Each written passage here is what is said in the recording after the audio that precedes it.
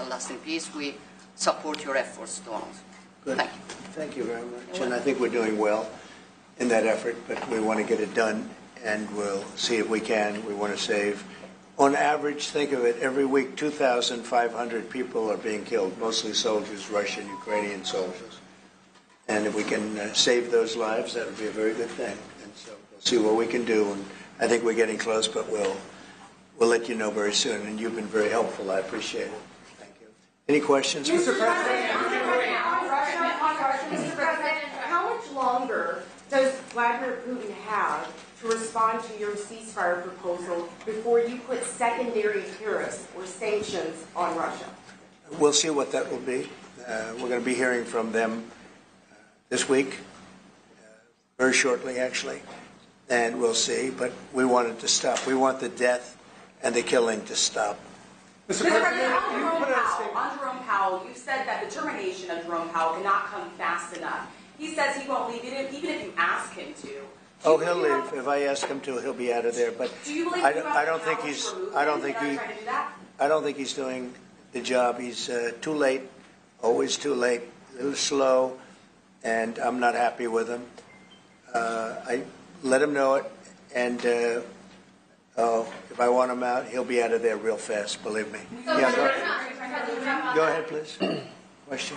Are you trying to remove him, Mr. President? Yeah, question. Mr. President, yesterday Judge Boasberg, in a case against your administration, said the Constitution does not tolerate willful disobedience of judicial orders. Do you agree with that statement? Well, you're going to have to speak to the lawyers. We have great lawyers. I can tell you this, we're doing a fantastic job of getting criminals out of this country who Biden allowed into the country. Hundreds of thousands of criminals, murderers and drug dealers. And I was elected because of the fact, I would say maybe that was the number one factor, a lot of reasons, the economy, a lot of things. But one of the primary reasons I was elected is because I said, I'm going to get the criminals that he allowed to come into our country so stupidly through open borders. I'm going to get them out. And I got a lot of votes, record-setting numbers of votes, as you know. We won everything. The popular vote, all 7 swing states, we won everything. And that's what the public wanted, and that's what I'm doing. But you have to speak to the lawyers because it's up to them. Mr. President, what do you think of the proposal from France? Say it? What do you think of the proposal from France and UK of a peace mission in Ukraine with soldiers? And do you think that Italy should take part into it? Well, I think Italy will have to make that determination, but peace missions are always good with me. I'm okay with peace missions. Yeah, please. Mr. President, have you discussed what areas of cooperation have you discussed with the Prime Minister vis-a-vis Italy and the United States and Europe and the United States? And on China? We discussed it very briefly. No, we're doing very well with negotiations, I think, with all countries. Do you have a And Scott could tell you a little bit, but we are doing very well. We have a lot of countries that want to make a deal.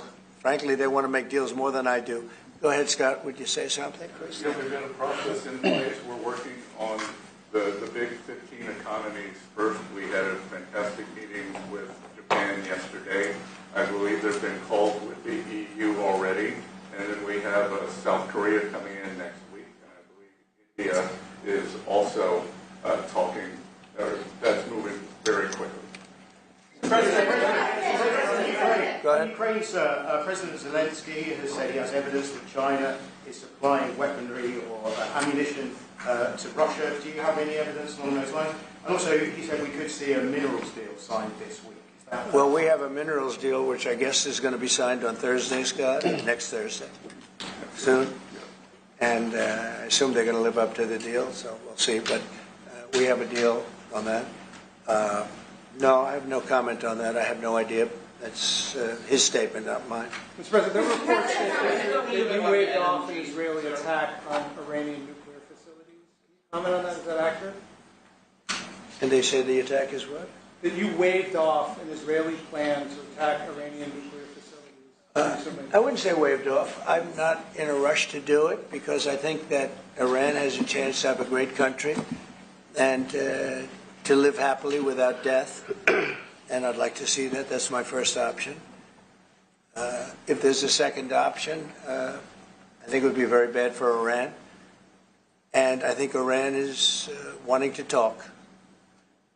I hope they're wanting to talk. It's going to be very good for them if they do. And I'd like to see Iran thrive in the future, do fantastically well. I know the Iranian people, they're incredible people. Always have been very smart, very energetic, very successful people. And I don't want to do anything that's going to hurt anybody. I really don't. But Iran can't have a nuclear weapon. It's, pretty simple. It's really simple. We're not looking to take their industry. We're not looking to take their land. All we're saying is you can't have a nuclear weapon. The deal that was made with Obama, that deal would have expired already. It was a terrible deal. It would have expired, and that gave them a clear path to a nuclear weapon. I wouldn't have accepted. That's why I terminated the deal. Number one, it was way too short. When countries are involved, you don't make short-term deals. These are countries with long lives. And I terminated that, and it was a great termination because it didn't allow us to do anything. Once it terminated, you know what the deal was. It was a terrible deal. Really, one of many terrible deals made by the U.S. But no, I'd like to see Iran thrive, and they can do that, I think, very easily, or they can do it the other way, and the other way is not going to be good for them. It's going to be really bad for them.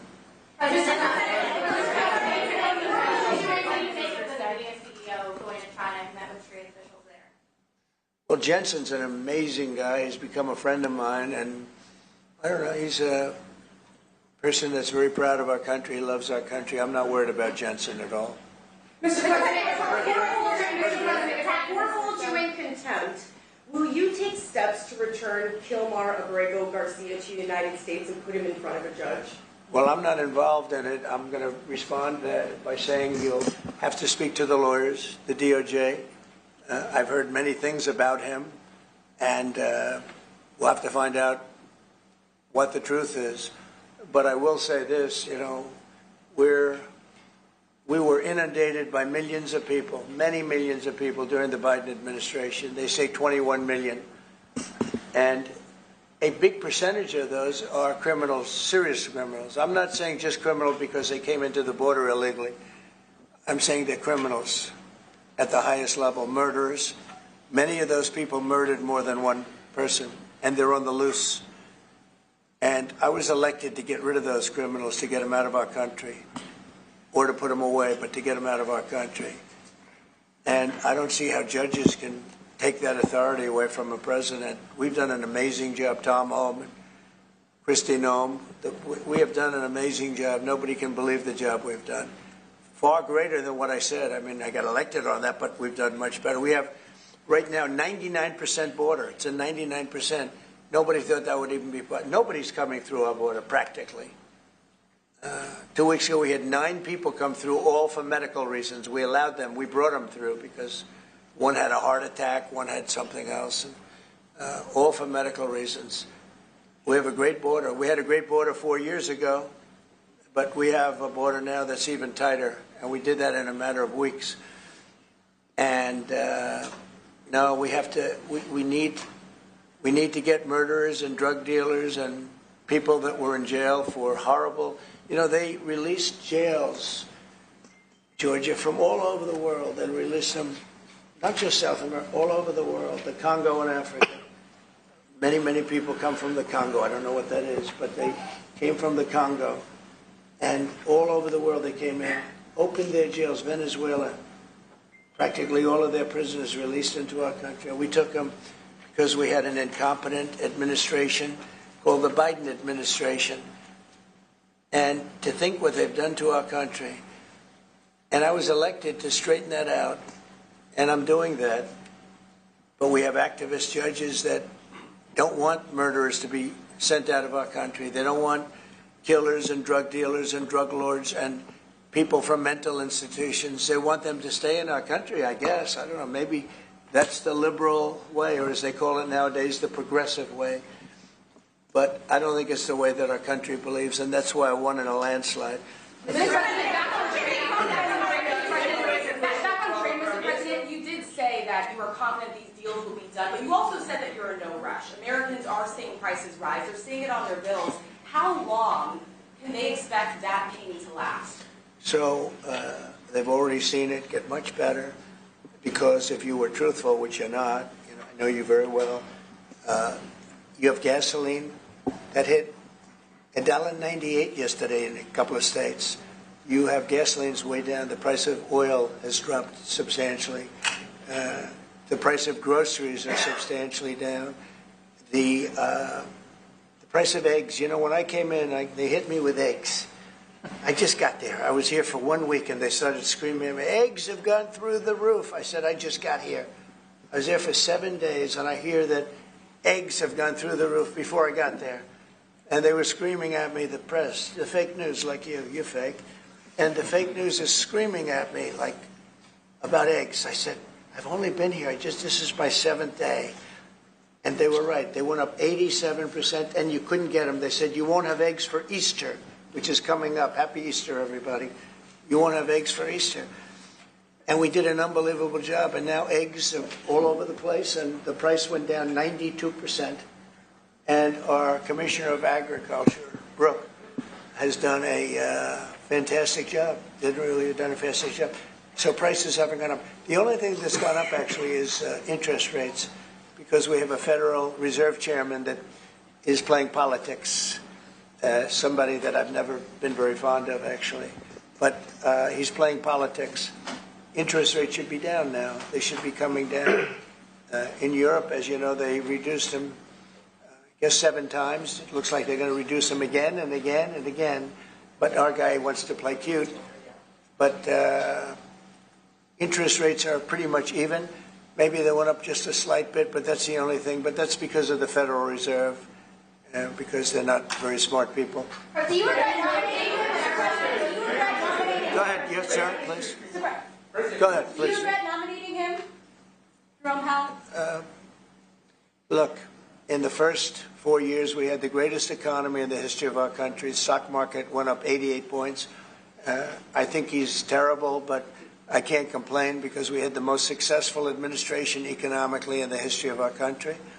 I think we're going to do even better this time because you will see that the numbers that we're taking in are astronomical. We're taking in tremendous amounts of money with the tariffs.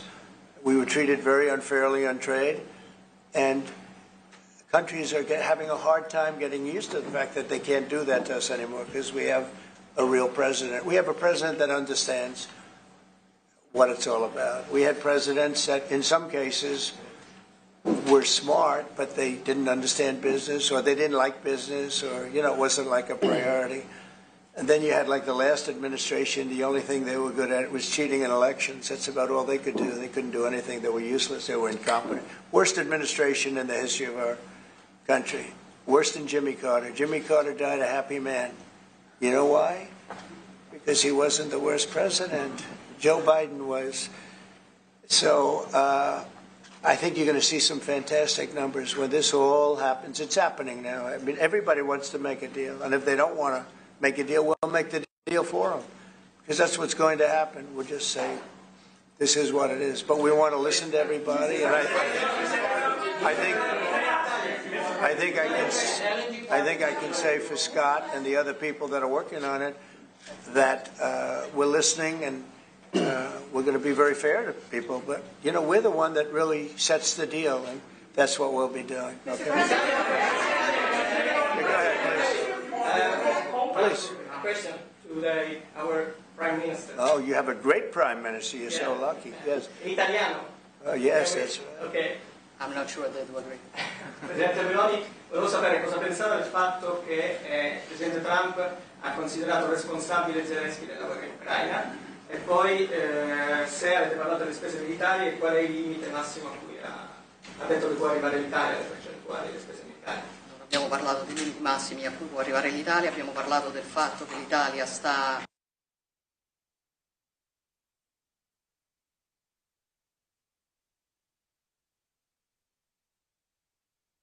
scritto dai governi precedenti, perché siamo una nazione seria, ma non abbiamo parlato poi di quanto vada aumentata questa percentuale, anche se siamo ovviamente consapevoli che il tema della difesa sia un tema particolarmente importante di questo tempo. Per quello che riguarda la guerra in Ucraina, lei sa come la penso che ci sia chiaramente ci sia stata un'invasione e che l'invasore da quel punto di vista fosse Putin e la Russia, ma non è questo che diciamo oggi quello che rivela il fatto che insieme vogliamo lavorare, stiamo lavorando per cercare di arrivare in Ucraina a una pace che possa essere giusta e duratura. Penso che questi siano gli sforzi sui quali condividiamo il nostro lavoro, abbiamo condiviso anche oggi il nostro lavoro.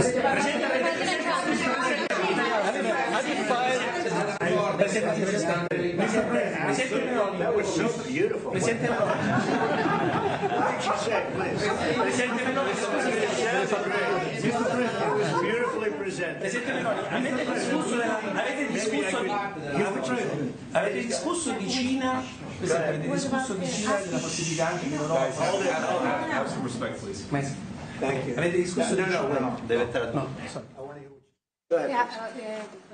Prime Minister Meloni was asked what she thinks about the fact that President Trump holds Zelensky responsible for the war in Ukraine, and Prime Minister Meloni answered, well, actually we have no, and also if you talked about the military spending, and the raising of the military spending, and the first thing Prime Minister Meloni said is that no, actually we didn't talk about the raise in military spending. Of course, Italy will keep its commitments with 2%, and then we will see, because we are absolutely aware of the fact that it is very important well, I will do defense that. is very important. Wait. I will do that. Important. They've been asking if we decided another percentage about the defense spendings, and I said yes, NATO, and I said that Italy is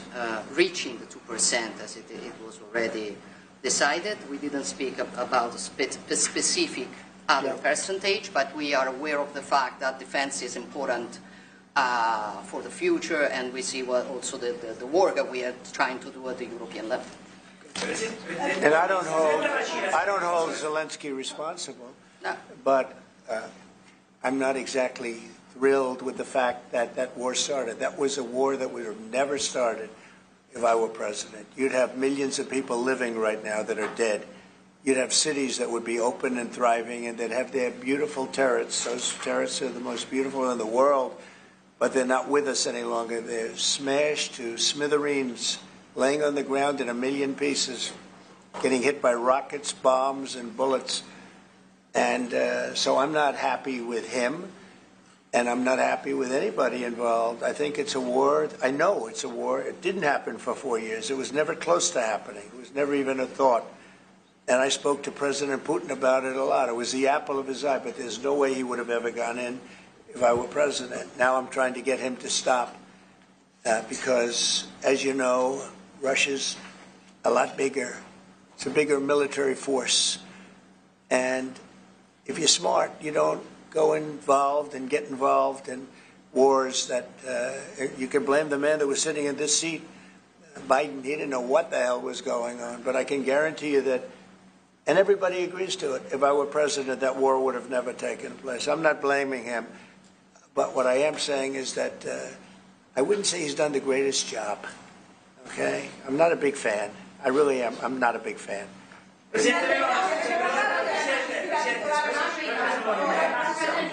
ahead. Go ahead. Go ahead.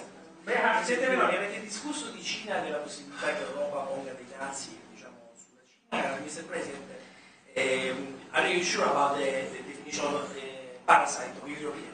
Would you say again that the European are parasites? He's never said. Would you say again that European. Have you said that Europeans are parasites? Yeah.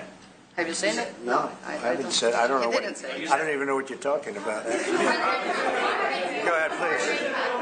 Go ahead. No, wait. Next. Go. Thank you. Prime Minister Meloni just said we want to make Europe great again, and we want to do it together with the United Sure. West, States. yeah. Did you? I guess that's what you said, Mr. Prime Minister. How are you going to do that? And are you looking to do it to counter China, who is really trying to gather influence against the United States with the help of a disjointed?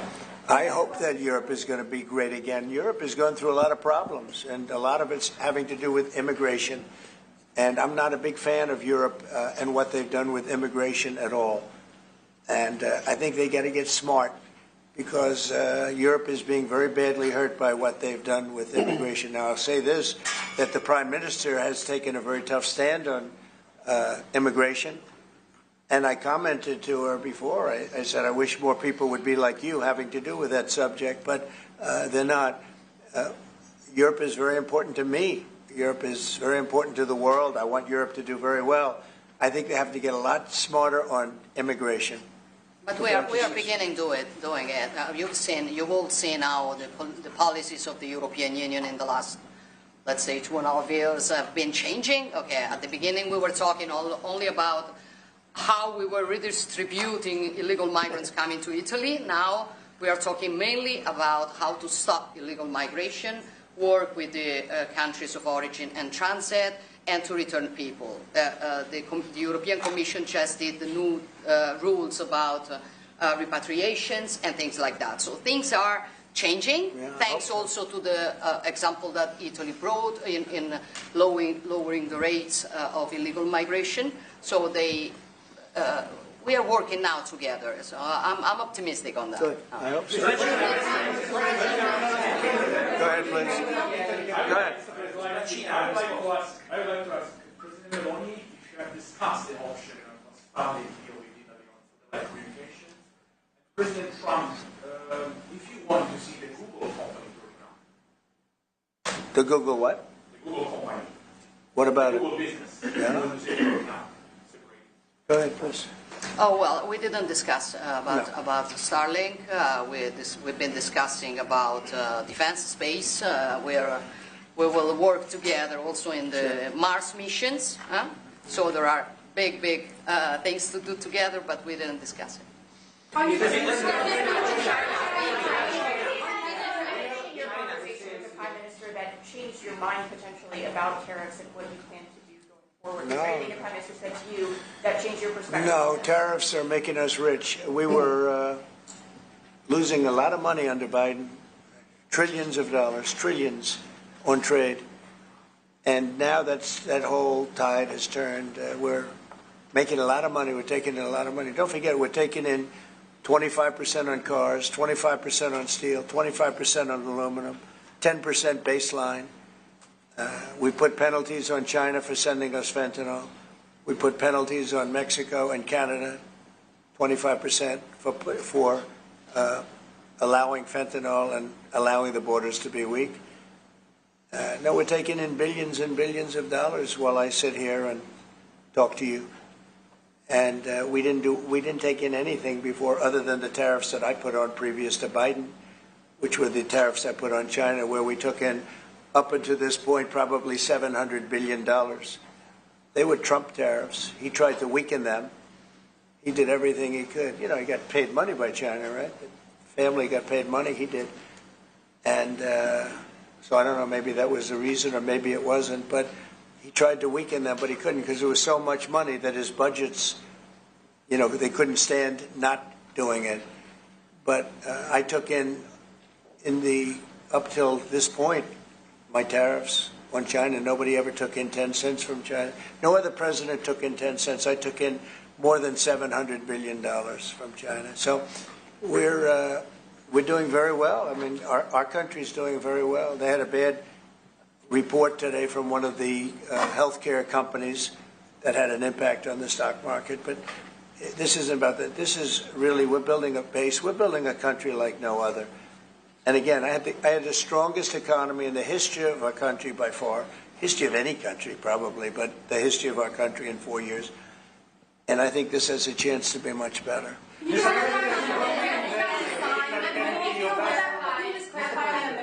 that be signed here at the White House with Ukraine on Thursday? Will President Zelensky be coming here for that? I don't know exactly. I'm going to leave that to Scott. What do you think? Where would it be signed and when? Yeah, we're still working on the details. We're shooting for around April 26th. Is there any more details that you could tell us about what's in that deal and how it came together?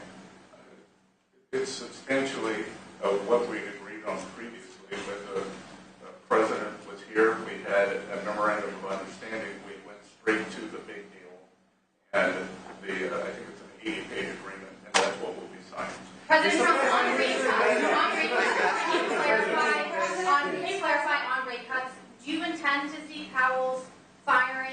doesn't change his stance on rate cuts? Or is that on the table, or is that? Well, I think he should do the rate cuts because I think if Europe has done it, it puts us at a disadvantage to Europe. I mean, he plays right into their hands. So I think he should do the rate cuts. We don't have really inflation now. I just said the major things are going down. Oil is great. Oil is way ahead of schedule. And that's because of our policies. But oil is down into the $60, $65 range now per barrel. And I told you, in certain states we have less than $2 for gasoline. And food is down. Groceries, as we call it, are down. Other than interest rates, everything's down. Interest rates are pretty flat. It's not that they're up, but we should be better than flat. We should, if he would lower the interest rate, I think it would have a good impact on that too. But the costs are down. We have very little inflation. I would say we have essentially no inflation. Hard to have inflation when oil goes down, and oil goes down. When Biden came in, oil went through the roof. That's what caused our problem. That and his very dumb spending. But when the oil prices go down, and they have gone down a lot, we've gotten it down really good. We've opened it up and we've gotten them down. And that means that people driving cars are going to be paying $2 and $2.50 instead of $4.50. And, you know, even at the end, they tried just for the purpose of the election to get it down. But they had really lost that sucker. That was really, it was not good. But if they had won, oil right now would be at $7 or $8 because of their policy. And we're going to be at about $2. Could be even a little bit less than that. And you're starting to see it. So I don't know how you can have inflation when oil has come down quite a bit. And I would say the Fed really owes it to the American people to get interest rates down. That's the only thing he's good for. And he would have an effect on that if he lowered them. And I think at some point he will. He's going to have a lot of political pressure. You know, they are political also. And I think there's a lot of political pressure for him to lower interest rates. Yeah? Yeah, go ahead. Sorry. Please. Do you think that Italy can be your best ally in Europe? And also, do you ever notice when you walk if you step on hands? Only if the Prime Minister remains the Prime Minister can it be our best. She's doing a great job. And yeah, certainly one of our great allies, not just in Europe, anywhere. She's a fantastic person and doing a great job. And our relationship is great. And we have a lot of Italians in this country, I tell you, and they like Trump, and they voted for Trump. Anyway, thank you very much, everybody.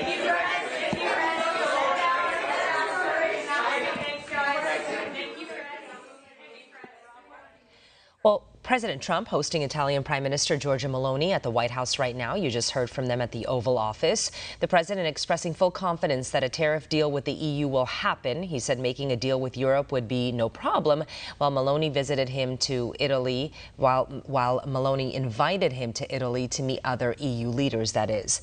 This marks the first visit from a European leader since Trump imposed 20% tariffs on the EU earlier this month, now paused to allow room for negotiations.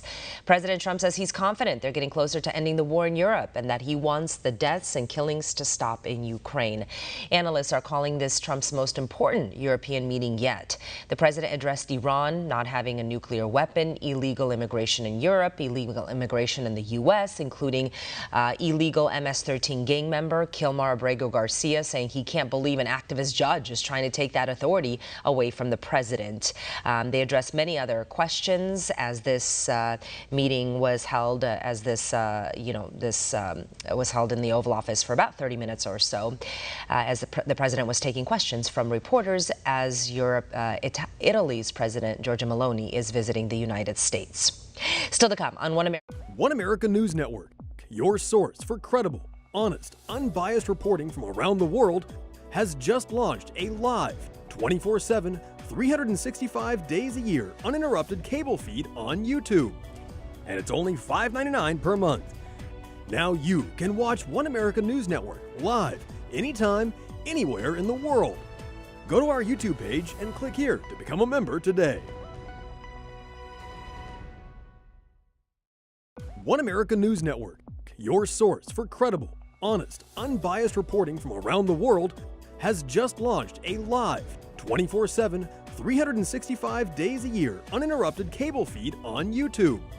And it's only $5.99 per month. Now you can watch One America News Network live, anytime, anywhere in the world. Go to our YouTube page and click here to become a member today. One America